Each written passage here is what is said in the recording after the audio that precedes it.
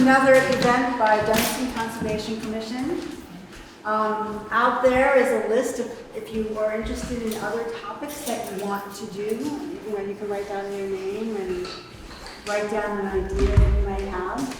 We're always doing amazing things. So I'm Lynn Levine, I'm a member of the Dummerston Conservation Commission, and I'm here taking Christine Depp's place, who's the chair of the Conservation Commission. Usually she introduces people. So here I am. So this is my, so a couple of things to know is to turn off your cell phone, if you haven't done that already. There's a sign-up sheet if you want to get on the Dummerston Conservation Commission newsletter, which is amazing. John's in back there, who writes all about nature on there. There's a donation bowl, and come on in. And there's also cheese and crackers at some point if you want. And water. And water. And the big announcement I want to make is that the stairs going down to the West River near the covered bridge are done. Yes. And they're amazing. So, the Dummerston Conservation Commission had a lot to do with making that happen, and it happens, which is so cool. There's a donation bowl in the back, getting back to our present moment. I wanted to thank the Grange for letting us be here. Looks like I should speak a little louder. Okay, I got it. So, thanks. Well, I have here Bill, Lou, and Cliff for setting up, but really, Lou did all the setting up. We all walked in and said, wow, Lou, you did it. A special thanks to our select board member in Dummerston, who is running the tech, Todd. Where is Todd right now? In the back, he's just wondering. This program is being recorded. I mean, so you're the lovers of trees that are here, but anyone else, hi, that it will be recorded and it will be on BCTV website. So you can share that with other people, that it's available, this talk.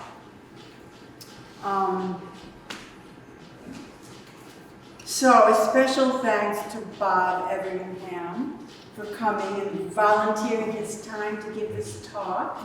So I so appreciate that, as well as everyone here. Here's my story. So I was a forester for 41 years. I had my own business. I got calls all the time saying, could you please take care of the trees in my house, around my house? It's like, no. I am not a certified arborist. I do not have the insurance. I know about the forest, but I don't know about I love trees. I just don't know about how to take care of trees in your people's houses, which is Bob's specialty. Bob Everingham knows everything about trees. Bob is the owner of All About Trees, which is a residential tree care company for southern Vermont and western Massachusetts. But here we are in Dummerston. He's internationally certified as an arborist, internationally certified. I thought that was really cool when I read that. And that means that he has the highest level of Certification. Certification, thank you, that's the word, thank you. I knew somebody would come up with it. He's a forest pest first detector, identifying trees that are having problems that maybe have hemlock woolly adelgid or emerald ash borer. So that's something that's a big picture issue that he deals with. And And now, I don't know how long you've been doing this, but you're a licensed commercial pesticide applicator, providing socially and environmentally responsible options for saving trees. Bob lives in Brattleboro and has been climbing trees for over 30 years. So, and if you have a tree that you need help with, arborists, including Bob, give free estimates. So just put that in the back of your mind. So, welcome, Bob.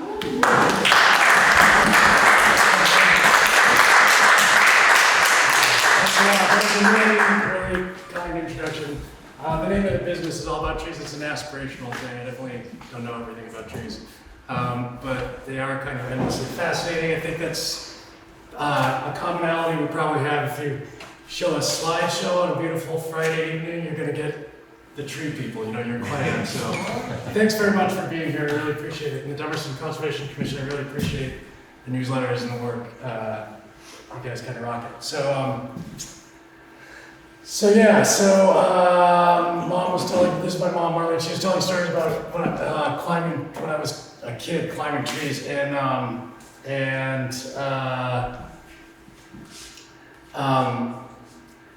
not anything like it's done properly nowadays. But after I got out of college with an unrelated degree, I started working for a friend who had a tree care company, and really liked it. And then here I am, whatever, 30 years later, I'm still doing it, still really, really enjoying it. Started my own company 15 years ago, and that company is all about trees. Sorry, we're gonna get there. Which is now me and 3 other people. I get the great pleasure to work with these folks all the time. It's a pleasure and a privilege. I really enjoy taking care of trees. So I wanted to just kind of share with you guys, Lynn and I came up with a topic in the conversation being how to care for the trees around your home. I thought I would share some sort of, some perspectives that I bring when I look at trees in the landscape, and also some practical things you can do to encourage healthy trees in your landscape in sort of a general sense. And then we'll get into a little more specifics, and I'll talk about some of the invasive insect species that are threatening some of our trees, and there'll be time for questions.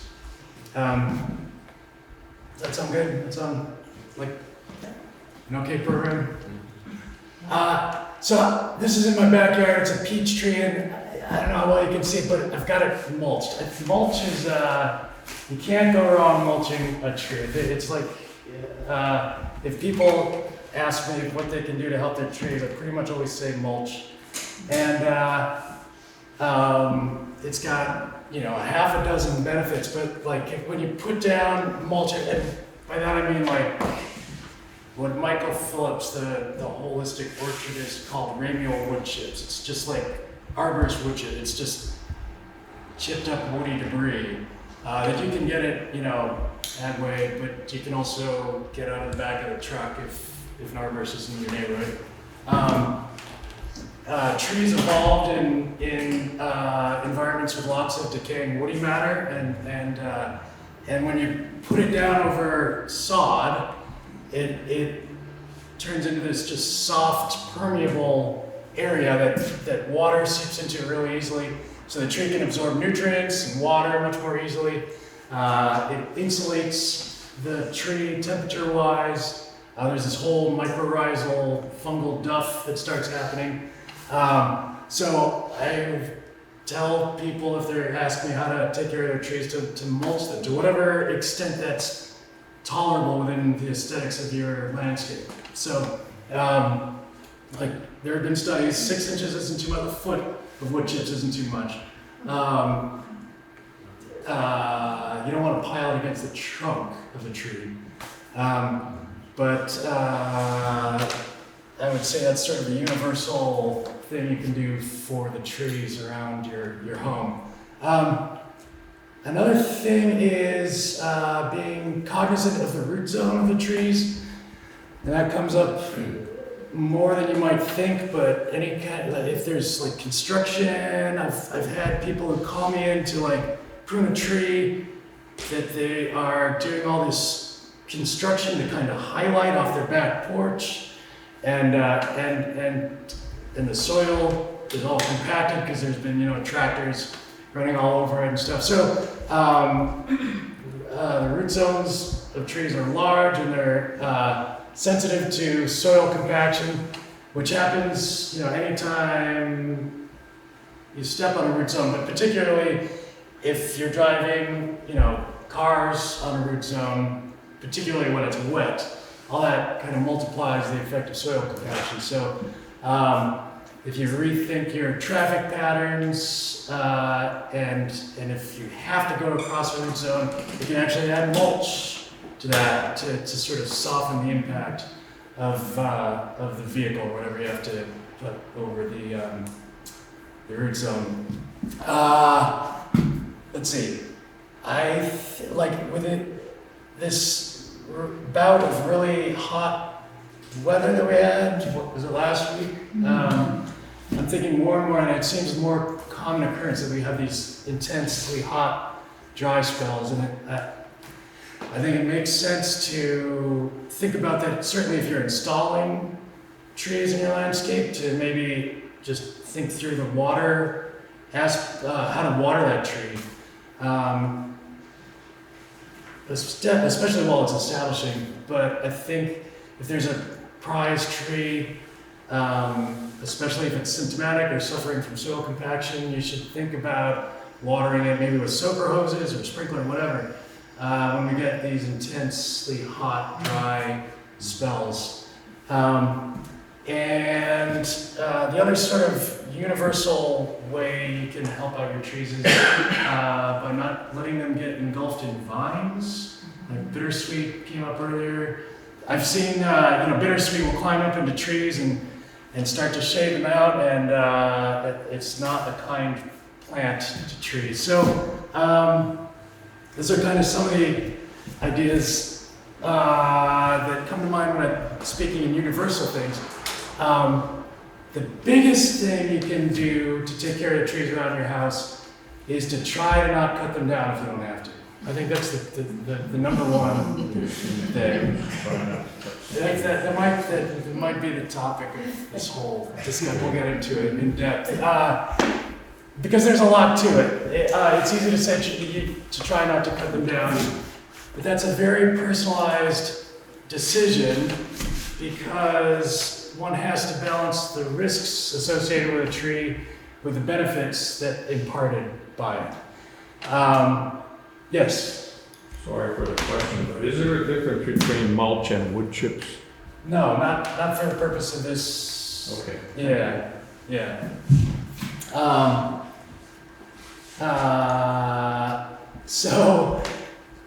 This is a picture of a big red oak at my house that I took this afternoon, and I've had discussions with other people I work with, and I'm like, really, leaning over the house? This doesn't kind of capture how much it kind of towers over the house, leaning into it, and there is risk associated with living under that tree, and it shades the house for the bulk of the day, and there's a rope swing hanging on it that sort of follows the contour of the driveway, so it's a really fun rope swing, and it's a really important tree to us. So we assume some risk in light of all those benefits, and there have been times when I've sort of talked to my family about maybe not having the thought of that always be there in your head, because there's going to come a time when that balance will change. But I spent a lot of time talking with people in terms of tree risk assessment, and the conversation always starts out with trying to ascertain people's risk tolerance and also how they feel about a tree. Because a lot of times it just doesn't matter to them. And so that changes the whole equation.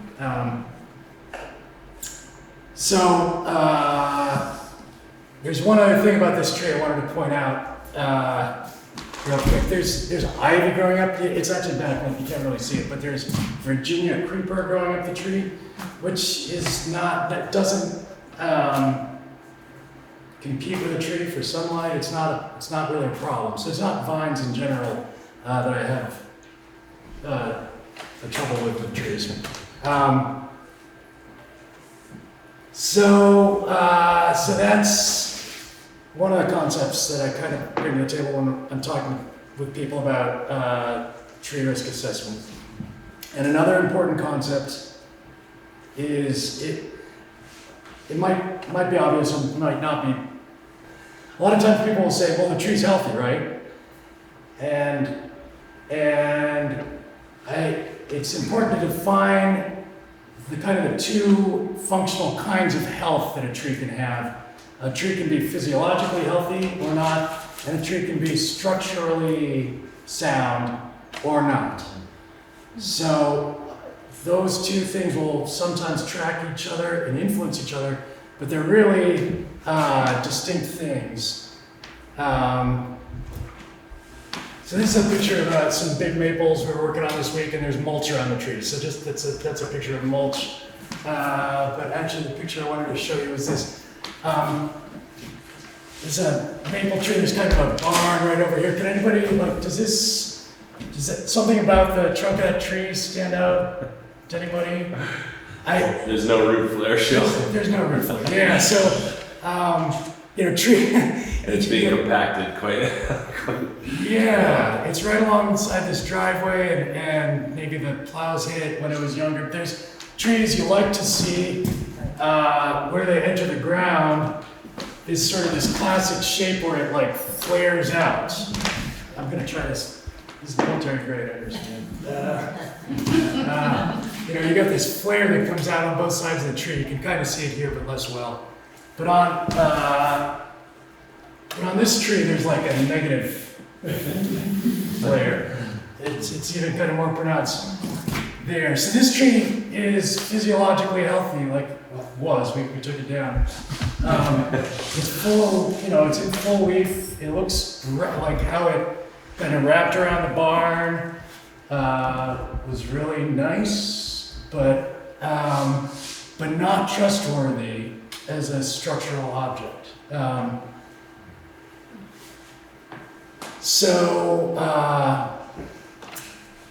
A lot of go ahead. I was just gonna say, is there rot happening at where it's under the compacted? Is that part of your risk assessment? Is saying it's going to happen eventually? That is definitely part of it. There wasn't visible rot at the trunk of this tree. That's a great question. And Please repeat the question. Yeah, you got it. Sorry, I've got a pretty soft voice, so I'll do what I can. But he asked if there was rot evident, like decay evident at the base of the tree. So the tree, trees are subject to these, intense forces that act on their entire crown, and the whole tree kind of sways and adapts except the root zone, which is stationary. So all those forces kind of accumulate right where the tree enters the ground. So it's the most vulnerable part of the tree, and it's when you're looking at the trees around your yard, if you're kind of doing the risk assessment, sort of,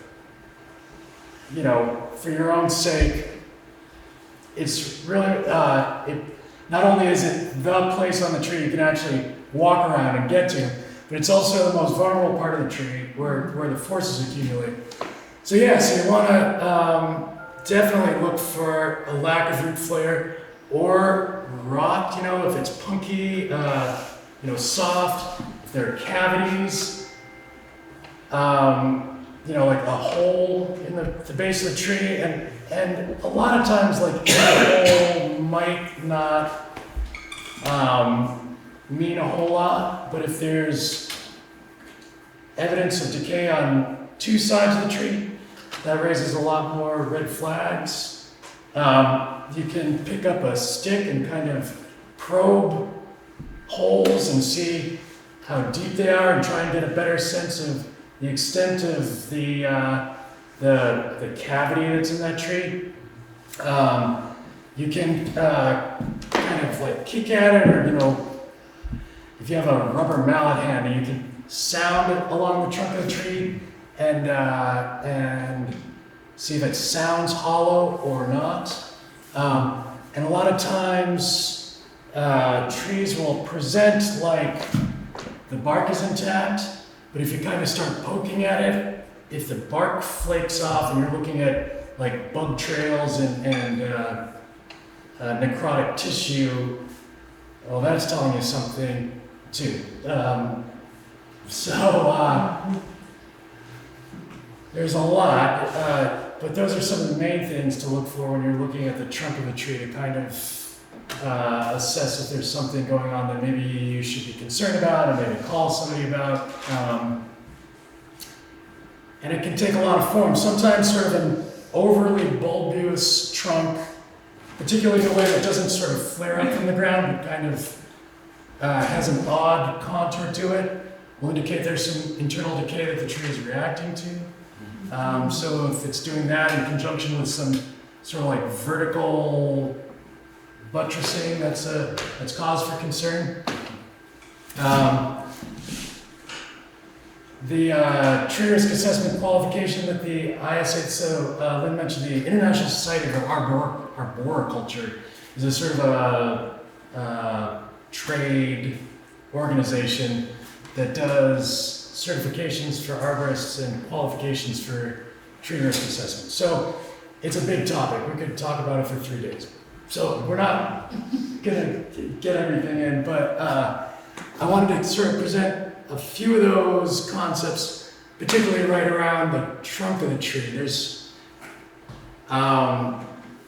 more. I mean, you can lift your eyes into the canopy, and if there's, thinning of the crown, meaning, like the leaves just don't look full, you see more sunlight through this maple than you do through that maple, or dieback, or broken branches, or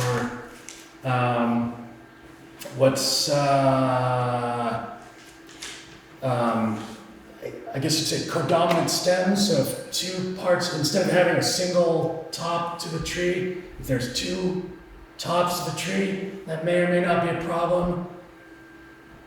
Trending more so if the bark where those two parts come together is included, it's kind of folding in on itself rather than pushing a bark ridge out. That means as the tree gets bigger, those two sides of the tree aren't bonding to each other. So let's see. I think I've got a picture. So those are kind of some of the things to look for if you're doing a sort of a tree risk assessment. Let's see. I thought I had a picture of. Well, okay. So let's say. So there are things we can do about it, and I guess by we, I hesitate. I can't advocate anybody try cutting down limbs out of the trees without help. That's a whole other talk too. But there's lots of great arborists in town, and you can have a couple of them out to look at your trees, and we have to look at work before we go and do it. We just don't know what to show up with or how long we're going to be there. Anyway, so you can gather some opinions, and some of the things we offer are things like, so this is a picture I took while I was talking with somebody about the trees next to our home, and I just, on my phone, I drew a couple lines where we were going to prune out the trees, the limbs that were impacting the house. So it's limbs right against the house are a way for squirrels to get into the eaves. They can get weighed down by snow or ice and abrade the roofing. They don't allow the same kind of airflow through the eaves that keep moss off the roofs and make for a dry, healthy house. So a lot of times it makes sense to prune limbs away from the roofs. And yeah, go ahead. I don't want to jump ahead, but if people, I know I've had a lot of people ask me in the past where the best place to prune is. So when you drew those lines, do you tend to go all the way back to the next? I mean, Yeah. I know I get asked a lot, so I thought it was something people would probably ask you as well. If you have a limb coming out, where do you cut that if you're doing it at home? Not necessarily climbing up on a rope to do it, but Yeah, thank a you. lower level. This is a great question. Are you in the industry? It sounds like it. Anyway, thank you. I appreciate the question. Not currently, but yes. Okay, great. So, I think what you're alluding to is like, you wouldn't want to go and make a cut right where these red marks are. It's a great point. Because of how trees respond to pruning. So, point it here. Generally, when you're pruning a limb, you want to go back to a node. So nodes can be like branches, forks in the tree, or like in bud, on twigs. There's the leaves and buds are in nodes. So if you were to cut the branch right where that red mark is on the photo, there'd be 1.5 feet of the tree that in all likelihood wouldn't sprout back, would become dead. And then the tree, which is in basically a competition with the fungi that want to eat it, has this hunk of fungi food stuck right next to the place where it's trying to sort of seal off and forget about. So you don't want to leave stubs. You want to cut the tree back to the node, and this might be getting into the weeds a little bit, but it's kind of interesting. There's a branch collar. This is not a great example of a branch collar because it's kind of codominant, but if there's a branch growing off of a vertical part of a tree, there's going to be a swelling right around the base of that tree. So you want to go to the outside of that swelling because that swelling is contiguous vascular tissue that the tree after it's been pruned is going to continue to use, and that'll help the tree sort of seal up the place where that branch used to be. Did I get the? Yep, exactly. Okay, great. I see it a lot around people. I feel like it's something that homeowners need to hear. Yeah, it's really easy I've to seen it done wrong a lot and thought, yeah, by homeowners and some professionals too. Because if you do just cut off, make a flush cut, so cut off the branch collar to, back to the vertical part of the trunk, you're cutting into the tissue. It forms this like oval wound that doesn't heal over as well. So yeah, that's great. So so in your fruit trees or your Japanese maple or whatever, I think pruning is a really great activity, and yes, that's a good thing to keep in mind. Yes. Should a homeowner who just trimmed a branch seal that branch with anything? No. Just leave it be. Yeah, except in very specific, very species and season-specific situations. But by and large, that used to be a practice, and it's not anymore because you're sealing moisture into that area. That is an easier place for fungi to grow. Any other questions or? I mean, I have like a million questions. They're kind of specific to I have a question that sort of goes with the risk assessment. My neighbor has a sugar maple tree, 2 of them in his yard, and they have, I think it's a type of fungus, but where I've seen it on a lot of sugar maples where their bark looks entirely covered in black mold or something. You know, it just looks like it's been burned, like somebody's taken a torch and burned up it. But the tree's always presents as healthy, leaves out every year, no dead wood up top. What's going on there, and is it a health issue with that tree? Do you know what I'm asking about specifically? And while you're talking about all the maples that are black, there's also all the ones that are splotchy, kind of like that one in the foreground. Yeah. I just don't remember growing up and seeing all the trees looking splotchy, Right. and now they do, especially here in Dummerston. Yeah, it's interesting. So, I don't know what's going on with maple, but it might be sooty mold. So if there are insects in the tree with piercing, sucking off parts, which can be a few different things. Nitrogen is a limiting element in the environment, so a lot of those kinds of insects have to go through a lot of tree juice to get the nitrogen they need, and they end up just pooping out the sugar, and then that gets eaten by sooty mold, which is black, and so. But happening on the outside of the bark, it's a separate system from the tree itself. Yeah. So So that black part not playing a role in the tree's wellness. Okay. Yeah. And the lichen is the conventional wisdom is that it just doesn't matter to the tree. They don't notice it. Although that's we might find out someday that that's not the case. But I think the current scientific understanding is that it doesn't matter. And maybe I don't know why we're noticing it more now than we used to, other than maybe the trees are bigger and it's shadier. Or I don't know. Yeah. Yes. I mean, I live with Lynn, but my understanding is that I used to see these splotchy trees, and we have lots of sugar maple.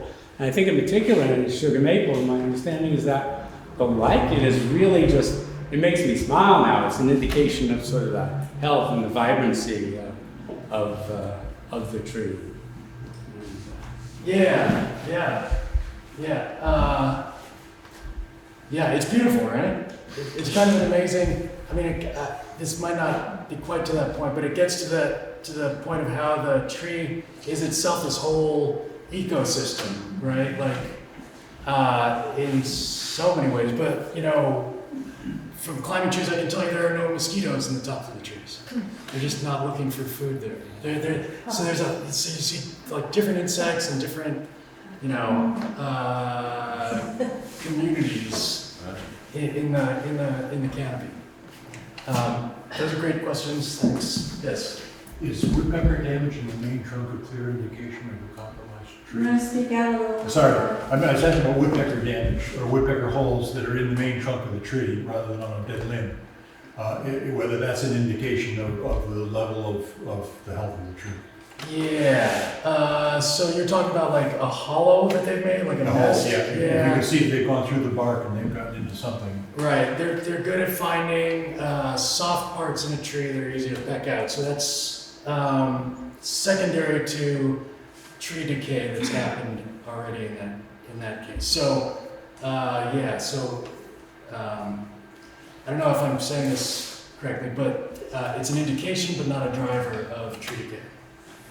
But something bad has already happened to the tree. Yes, you're getting, they're letting you know about it.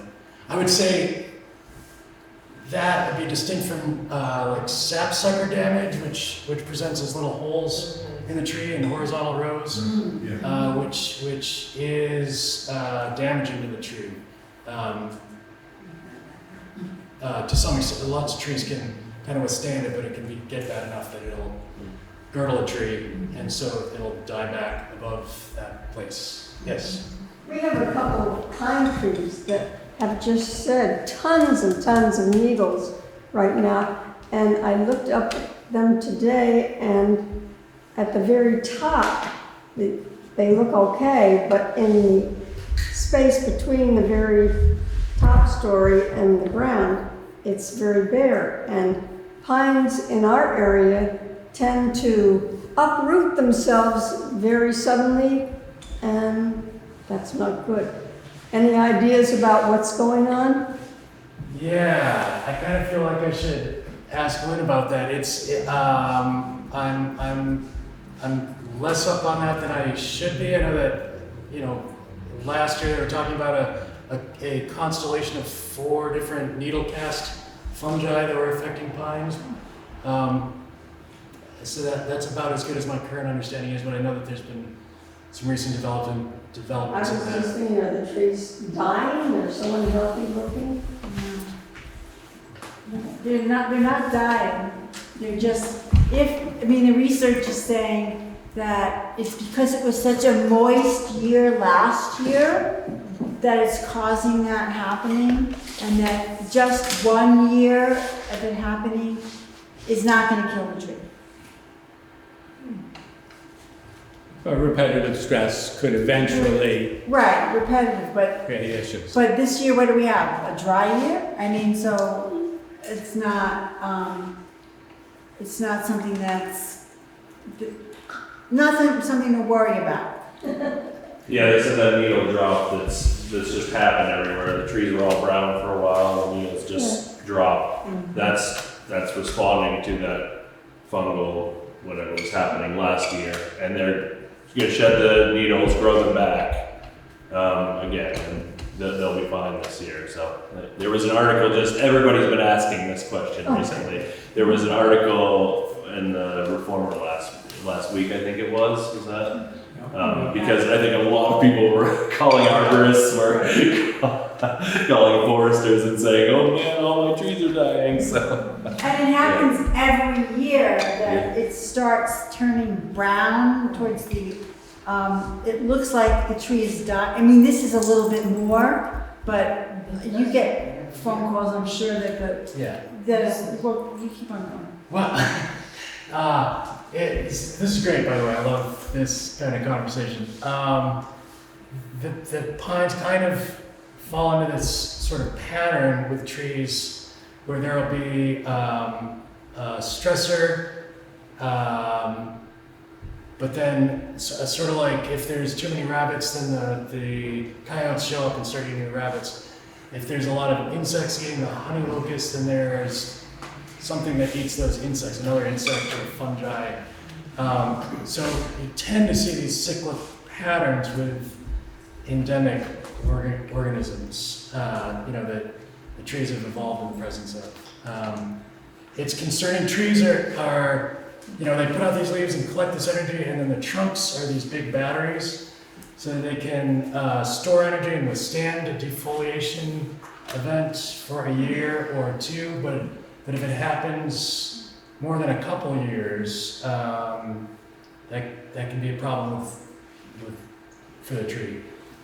Thanks all. Yeah. Any other questions? I love this. You do? If you like it, I want you to continue if you want. I'm happy to ask questions. Once you get, that's good. So just going back to the cutting, right? The pruning. Yeah. I just want to be clear. It's never a good idea I'm not going to do anything big. My husband will call you. But it's never a good idea to cut it flush to the tree. Is that correct? Not if there's a swelling around the base of. There's some instances where they're narrowly diverging, and there's some gray areas. But if there's a swollen area around the branch collar, around the base of the branch, you want to leave that alone. So look for swelling. If it's there, don't cut there. It comes right outside it. Yeah. Yes. I think it was kind of an open-ended question. And I also have a specific one, I just don't know if it's okay to ask. I think probably everybody in this room has read up about the woolly adelgid, and we all know about the emerald beetle. There's one I haven't been able to find much discussion on. I commute up and down the river valley a lot to events further south, and I've been watching every year all of the black locusts along the river, not getting to the fall and turning golden. They turn around and they drop off. And I saw it happening down in Western Mass first, and the front's been coming north. You know, it's like it's happening earlier and earlier and further north, that the leaves don't last till the fall and they don't turn that distinctive color. They shrivel, they brown, and they fall off. And I'm just wondering if this is something you've had any, I don't know. is anybody talking about it? Because, I mean, it's a boring drive on 91, so I watch this stuff and I know, I'm really pretty sure that I thought, gee, what's wrong with all the black locusts in Amherst? And then I thought, gee, what's wrong with them in Greenfield? And hey, look, all the ones in Vernon are doing it. Right, I'm pretty sure, because I can think about going to the same events every year. right. So, I don't know what that is. UMass Amherst's extension puts out a regular bulletin, which is great, and covers all the forest landscape health stuff that's going on. And I would have thought that I would have seen something about it in that, but that I would look at that. I wanted to answer that. You were talking about it growing in a wetland, right? I don't know about where it grows everywhere. The ones that I can see are the ones between 91 and the river. Because there's just there's lots of places with long colonnades of them. And I know where they are because I always notice when they're blooming. Sure. Well, Black locust is not like wet. It's not a native tree to begin with. We're getting into the forest, so it's not good. They brought it here from Midwest. And they brought it here because it has a chemical in it that prevents it from rotting. So farmers grew it here. And, you know, so that's more information about black locust. Yeah, I mean, it could be a reaction to flooding. So maybe But my general question is like, you know, I think a lot of us now go to the internet when we need to do something. You know, Sure. there are people say, oh, you don't need an expert, you just go find a YouTube video. And one of the things I'm using online for is invasives eradication, because I got my forever house 3 years ago and I inherited the entire bingo card. Oh, You name it, I got it. The only thing I don't have is tree of heaven. I have got sumac, it's all coming across the border from my neighbors. I've got sumac, I've got bittersweet, I've got knotweed, I've got buckthorn out the wazoo. And I'm sure, you know, many of us are familiar with these plants. And I'm just kind of wondering, how do people inadvertently get themselves in trouble? Like the average homeowner goes online, goes to solve a problem, and inadvertently does something really stupid. Is there anything you might want to caution us against? wow, okay. You mean about invasives or Well, trees? that's one in particular, but just, Researching the technical. and you know, and you have to be careful Yeah. with the Well, I internet would say- because like what the insurance company will tell you you have to do with the trees around your house is different than what it, you know. The science of Yeah. Yeah, like we're, I don't know. I just add, if you have a question, call an arborist. Yeah, And then have a free estimate of what's going on, rather than trying to go online. Trees are complicated. I might know about forests, but I do know trees are really complicated. I don't, nothing's coming to mind as far as, you know, myths to bust. yeah, I don't know, maybe I'll think of something, but I don't know. yeah. Like I'm sensitized to the mulch thing. Yeah. Like I will stop my car and go up to a stranger and go, could you please rake that away from those trees? And, you know, like somebody comes in and buys a house and does this landscaping. There's somebody on the road to Grafton that I just, you know, you know, hi, I'm your next door neighbor, and yes, I'm a little crazy, but you need to rake that mulch back. Where were you going with this farm? Yeah, so anyway, so one of the ways you can mitigate hazardous tree situations or just undesirable tree situations is by pruning. I'm kind of getting into the four main things that we arborists do. And that is prune trees,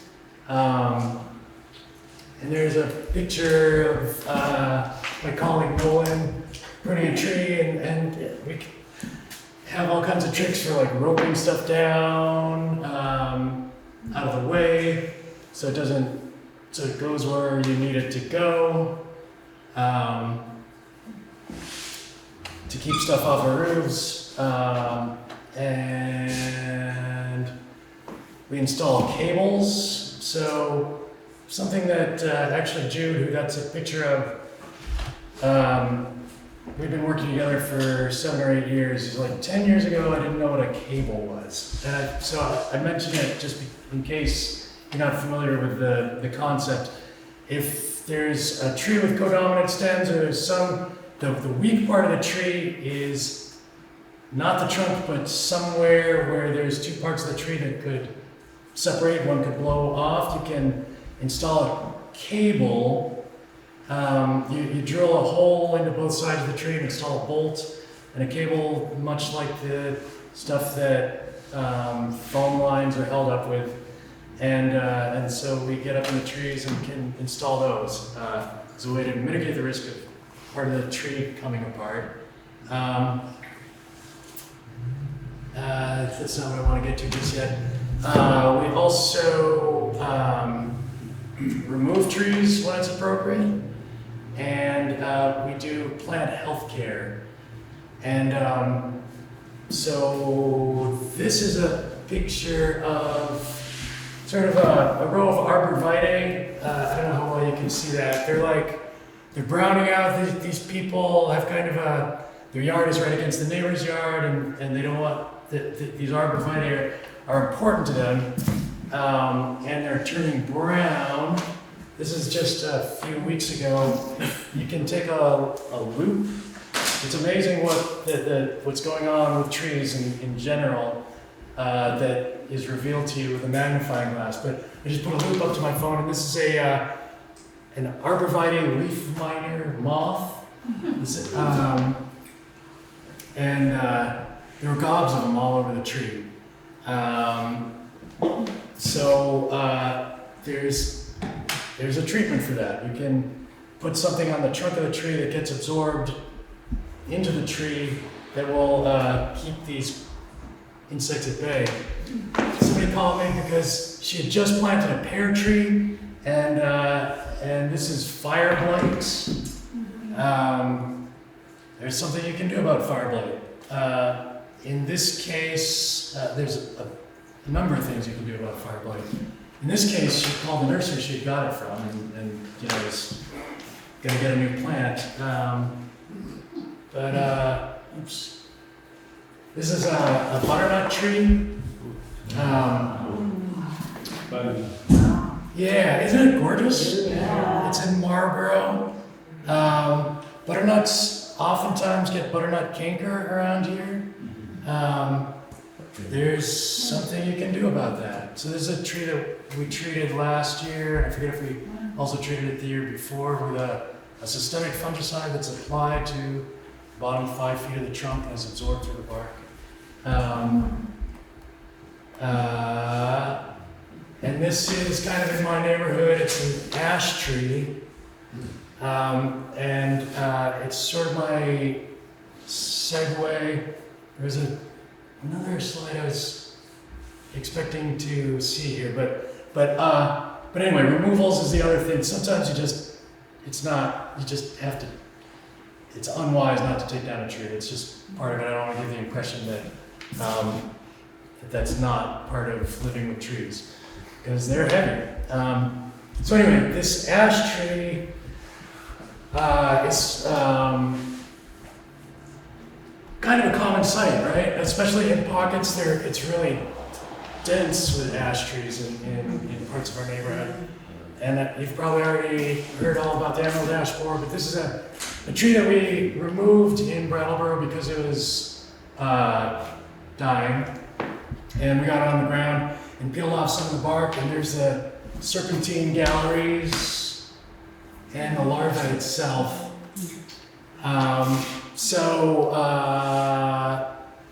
Ash mortality is something we're going to see more and more of in our landscape in the coming years. I mean, you can already see the ash trees in the roundabout at exit 3 are starting to flag, and the ones right by the high school don't look great. There's something you can do about it. This is a micro injection system, and so you can drill holes in the base of the ash tree and then send surprisingly small amounts of the stuff emamectin benzoate into the tree, and it gets taken up into the canopy and protects the tree for 2 years. And so that's the kind of the picture of that. I agree.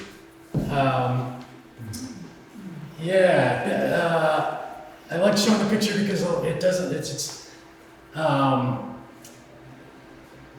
a lot of people equate the use of pesticides with like orchards and clouds of fogs of chemicals, but it doesn't really look like that. It doesn't have to look like that these days. I could talk for another hour just about the ash and treating ash.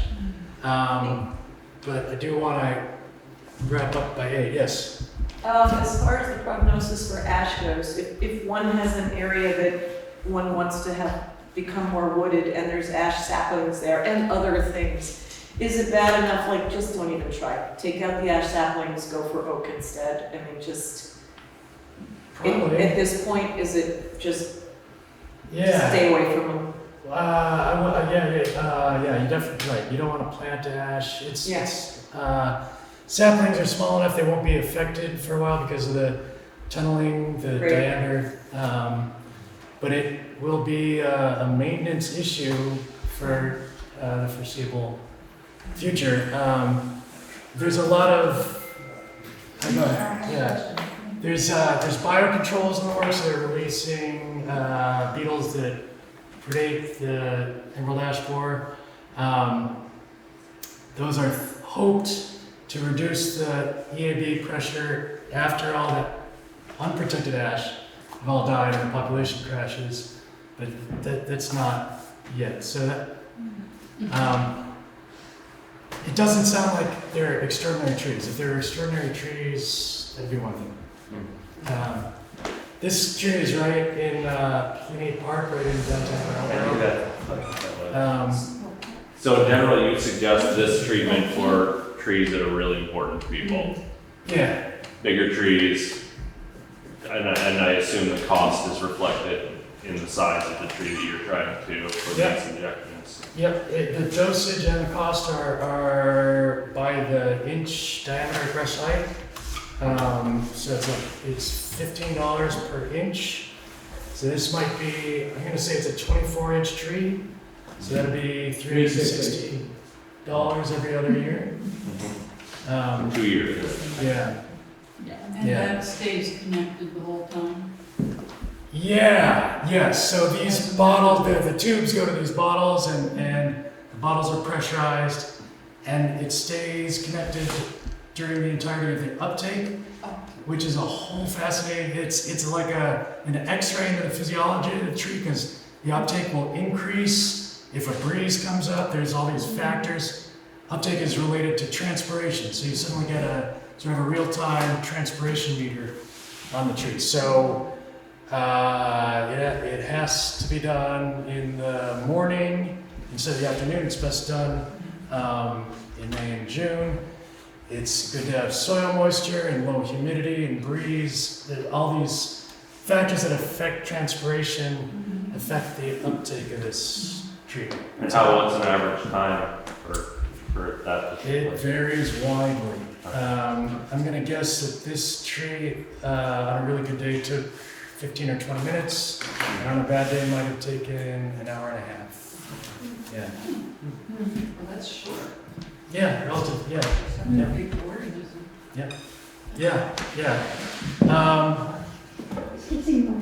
So, we've been kind of bracing for emerald ash borer. I have been for a long time. I became a first detector 10 years ago and learned about emerald ash borer, and that's kind of what made a pesticide applicator out of me. And so we've been watching that sort of come into our area for a long time. Beech leaf disease, I went to a talk a year ago and heard Nick Brazy, a plant pathologist at UMass, talk about this thing, and then started seeing it everywhere this year. It's really serious. Nolan, who was in one of those pictures earlier, lives in Mid-Coast, Maine, and he's seen rapid beech mortality there. Like the understory goes first and then the overstory follows. So it's a big, I haven't figured out what to make of it yet. A lot of people haven't. When I saw the talk, it was still, there's some debate about the causal agents. So there's a lot that's not known about this disease. We know that it's a nematode now, but mysteries abound. So this is when it gets a little more serious. The nematode gets into the buds and affects the leaves. It doesn't progress over the course of the year. It's just because the nematodes have done damage in the nascent buds. But this tree probably won't leaf out at all next year, or not the initial flush, but then it might put out a secondary flush of leaves. So it's part of the managing your trees picture now is taking stock of what to do about the beech, be it protect them or not. There's lots of unanswered. Beech or ash? Well, both, yeah. Yeah. Yeah, yes. The emerald ash borer is the emerald ash borer getting the beech tree? No, I'm sorry, it's a totally separate organism, totally separate problem. Yeah, sorry. So you're not talking about the emerald ash borer, right? No, so this is. You need to make it clear that you've Right. switched from. Just move on. Yeah. Cliff switched it. Yeah. Sorry, that's Cliff. Sorry about that. I was talking about my personal experience of like watching this emerald ash borer, this insect pest, getting closer and closer to the area, and then all of a sudden this other thing is here. So yes, totally distinct organism affecting a different genus of trees, but all beeches are affected by beech leaf disease. Yeah. That's what the beech on my property looks like. Yeah. Also, before I noticed this, the bark on the beeches have like warts on them. Yeah. My question is, should I get rid of these trees or just let them naturally die or Right. whatever? Yeah. Sorry. So beech bark disease has been going on for quite some time, and it is a problem with beech, but it doesn't cause sudden mortality and is unrelated to the beech leaf disease. And as to what to do about it, it depends. There are instances, if you're going to remove a tree, where it's cheaper and easier to remove a live tree than a dead tree. If it's over your house, for example, there's just less risk if it's structurally sound. So that in that case, it would, I'd say maybe, call somebody. If it's out in the middle of a field, that's another story. Now, the leaf disease, is I correct in that will kill the tree?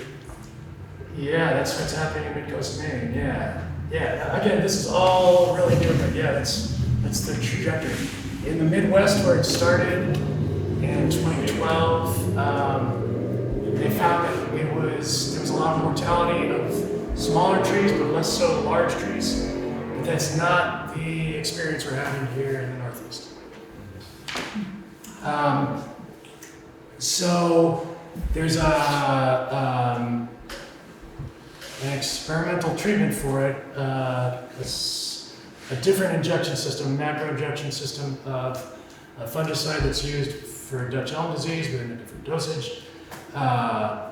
So there's some hope that if there are important beech trees in your landscape, that we can protect those, but it's not known at what stage they're still protectable in the course of their decline due to beech leaf disease. It's not really known how effective this treatment will be after the first year. We have data for the first year, not the second year after treatment. So a lot of unanswered questions about that. And I guess I'm never going to find that missing slide. This is my information. I'd be happy to hear from you if you have more questions or if you have questions now. I just want to be respectful of the time. It's 5 minutes after 8. Yeah, a few minutes if there are questions. Yeah, That would be a great. Yeah, thank you so much for listening to all the great questions. It's really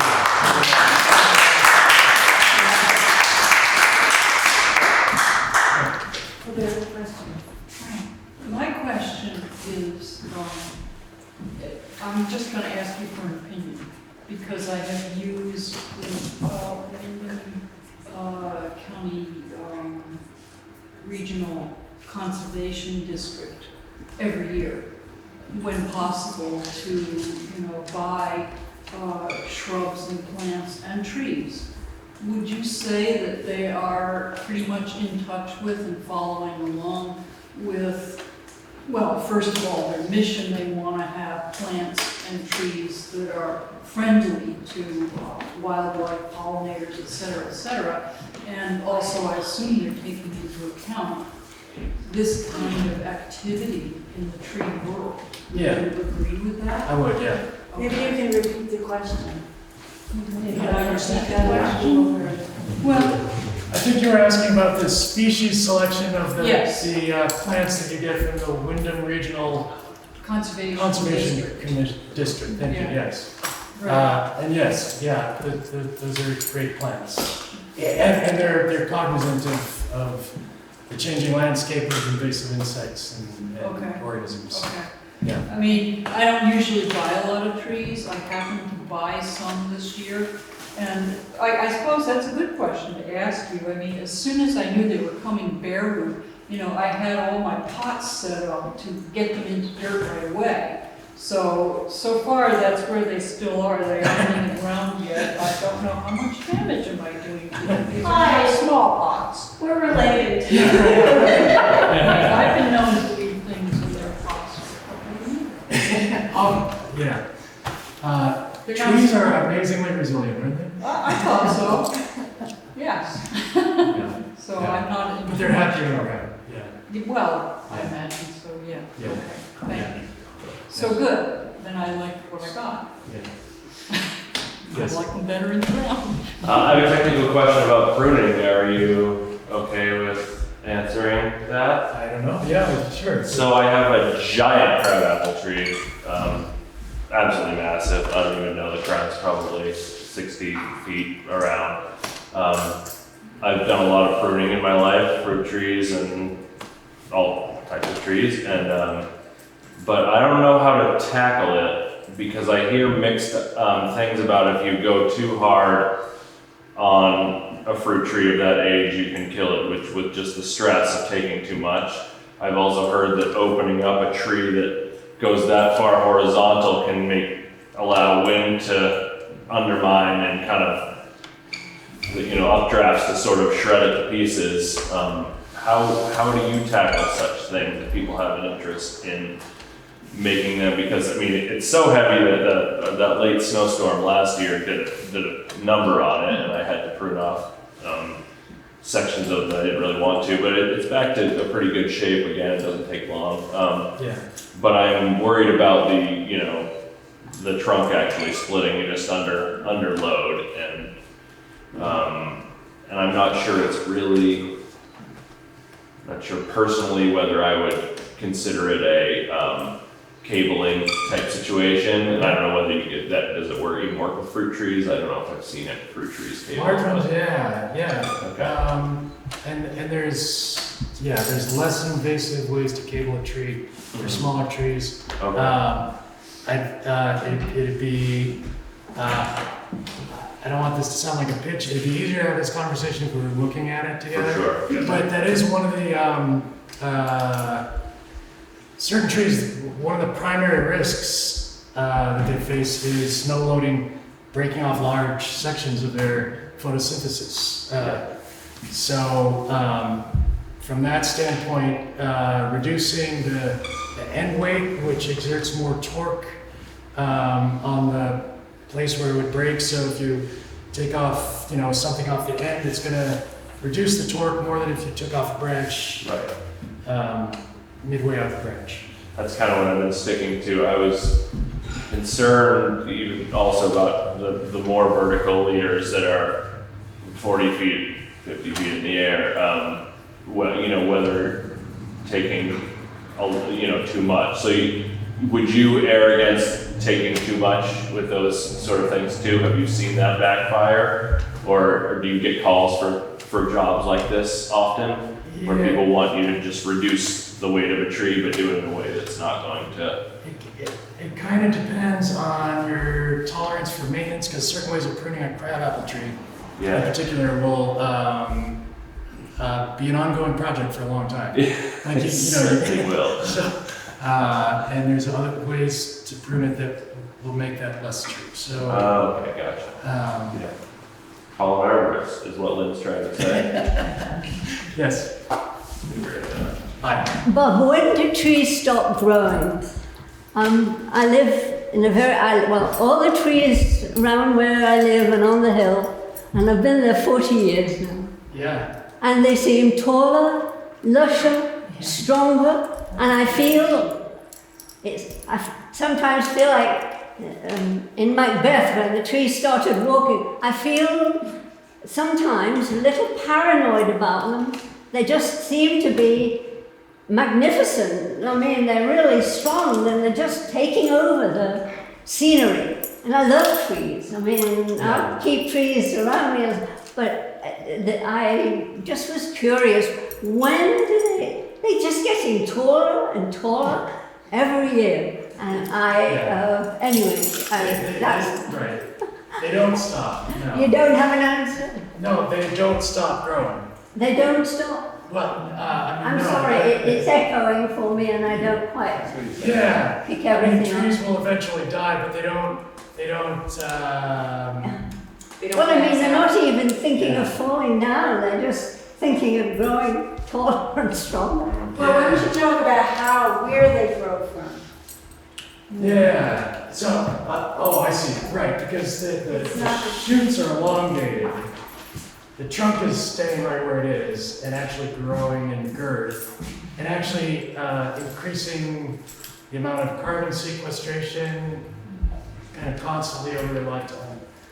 And a lot of times with very old trees, those parts of them will start to die off, but the parts that are still alive are still elongating and getting bigger. Yeah, is that what you meant? Yeah, that's not, so if you put, how I explain this to you, if you put initials in a tree, it doesn't change. It doesn't get higher. It doesn't get higher because it's not growing. It's growing from the tips. It's not going from the trunk. So when it's getting taller from the tips of the trees. I'm sorry, it's echoing for me and I can't always pick up what you're saying. I can translate.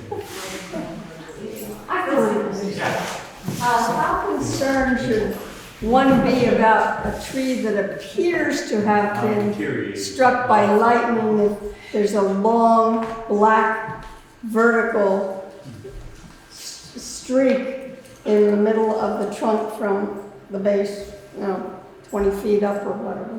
Yeah.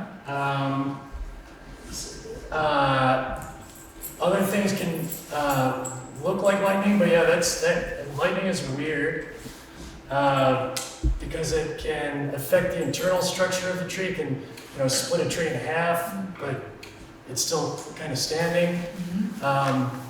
Generally, but not exclusively, trees that have been hit, there's lots of some portion of the cambium gets cooked.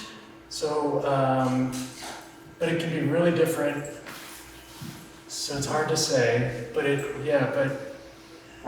a very weird situation. Would you Lightning struck trees suggest are. not rushing to cut it down? Is this a real life situation? Have someone come and look at Yeah. It's hard to say without seeing. Yeah. All the others. it. Yes, call Wait, is that what you're trying to say? Oh, I get it. Yeah. Thank you guys so much. Thank you so much. This is a gift from the Dummerston Conservation Commission. It's called Wise Trees.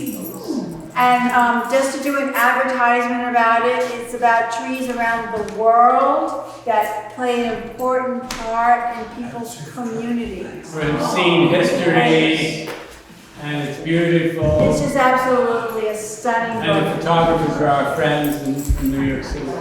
So, thank you.